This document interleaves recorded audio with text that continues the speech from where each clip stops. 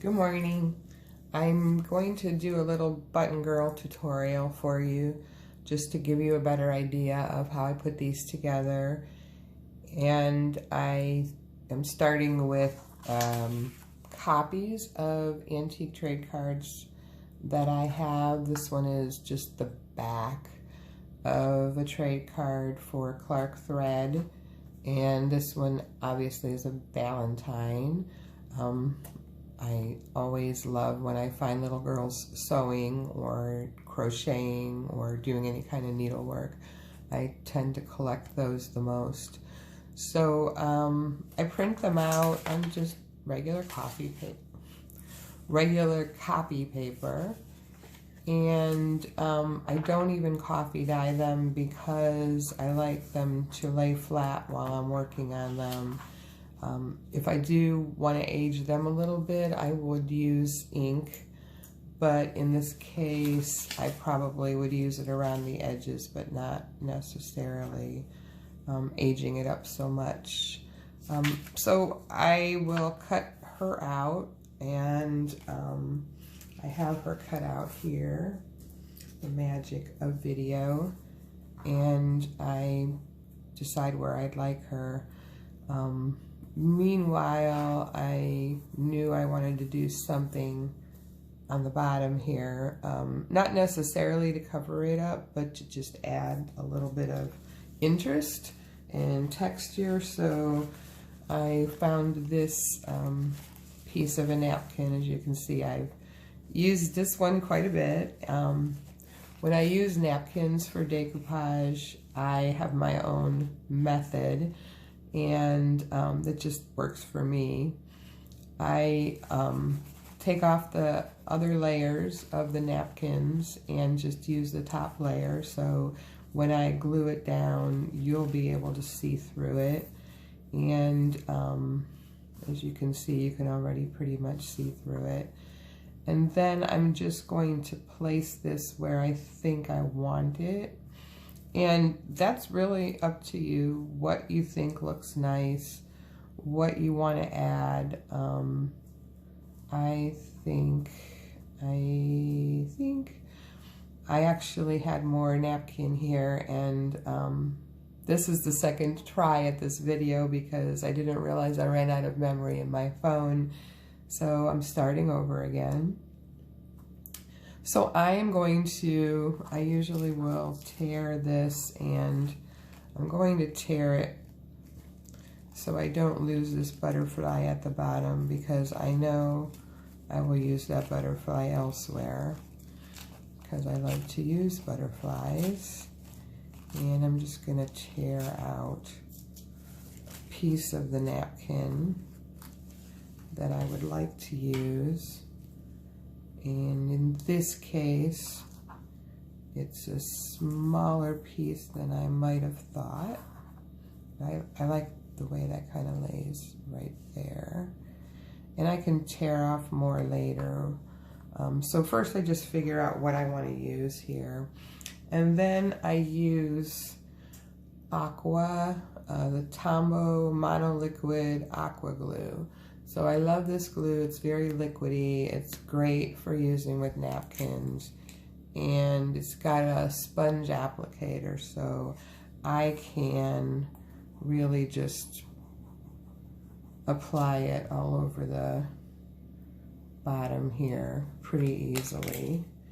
And then I'll just place my napkin the way I want it on here, which I think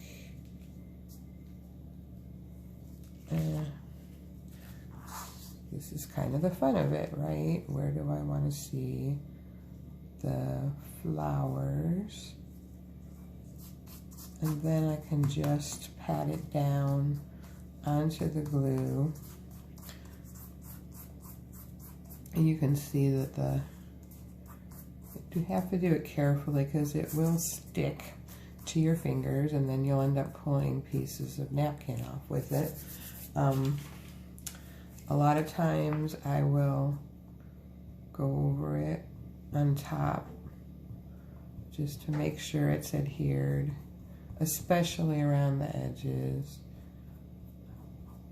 and also to make sure I can make it as translucent as possible, because in this case I do really want to see the lettering underneath. Doesn't have to be very clear, but clear enough. So obviously with me, I usually use my fingers for a lot of things, and once this dries a little more, I can trim up these edges a little bit. I don't want to pull that off, which is why I let it dry a little bit before I pull anything off. Or I can use scissors, but in this case I just want to let it dry. So while this one is drying, I have one that is already dry, and then I can get a better idea as well of where I want to place her, because now I have a dry piece, and you know, it does curl up a little because the glue is liquidy, but it'll be fine when I put it on a background. So that's really the basics of what I do. I will sew around the edges, but I do have, I always save vintage papers from all kinds of different things. So this is the backing from some kind of scrapbook, and you can see how pretty the aging is on this. So I will use this, and I will, usually what I do when I sew is I just glue in the center a little bit. If my glue's coming out, I glue a little bit in the center just to hold this in place, so that when I do sew it, it's not going to move around, and I would sew around the edges. So I'm going to glue this down, and I'm actually going to, I usually use tacky glue for almost everything, unless it's something a little heavier, in which case I use Fabri-Tac or 3-in-1 glue. But mostly I use tacky glue for most of the paper I do. And I'm just gonna make sure I get the edges really well so that she will not lift up, but this is my messy method of doing this.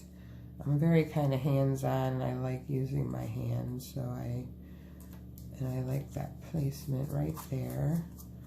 So now she's glued down. And you want to be careful how you rub when you cut out like this, because the little pieces will pull away easily.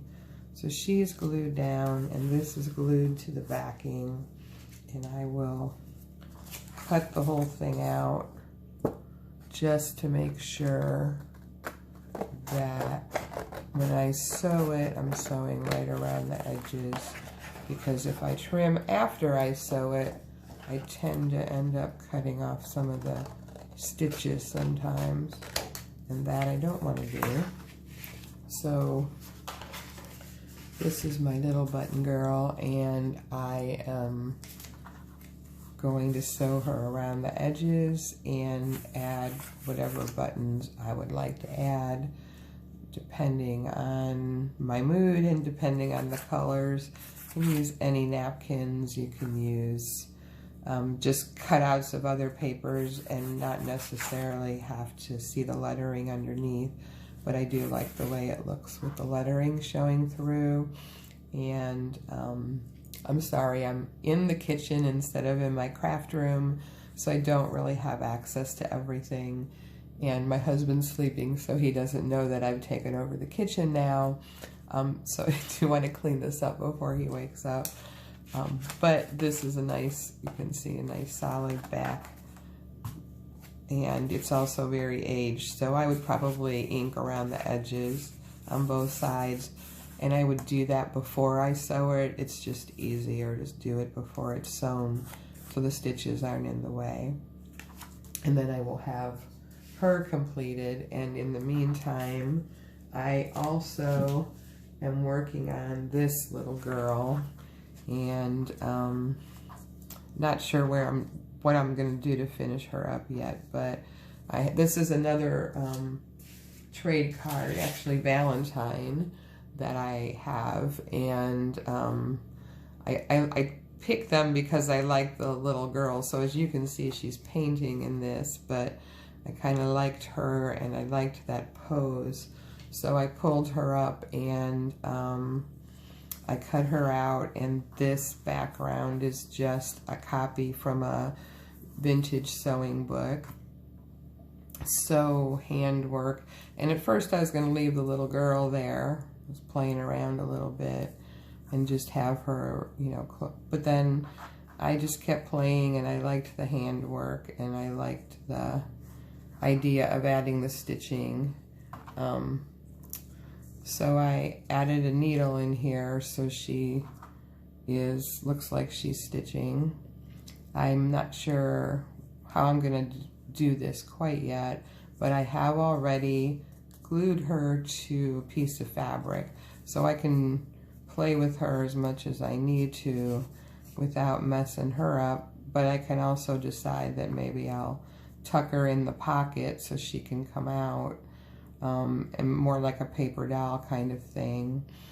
And then I also think I might like put some glue around the tip of the needle just so it's not poking anybody.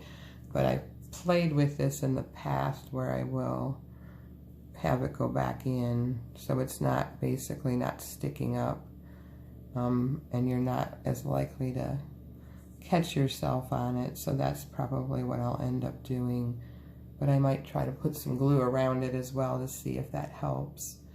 Cut out some pieces of an old tablecloth. I have a lot of old stained tablecloths and linens that I pick up at estate sales that nobody wants because they're stained and full of holes, but there's so much stitching that's still there that's beautiful and hand done, and this way it gets to live on and gets to be enjoyed. So I think this little girl is going to become an embroidery girl, and I'm trying to think about what I want to do around the edges on her, and I can easily attach her to something strong as well, but I'm still playing around to decide what I want to do with her. So I'm open to ideas, and I'm open to your thoughts. I will continue to play with her probably most of the day today. Any other questions, please feel free to message me. Like I said, I'm sorry I don't have my sewing machine here in the kitchen, or I would have finished this up for you, but you get the idea. Sew it around the edges and ink it up a little bit first if you want to. Depends on your style. And then you've got a little button card.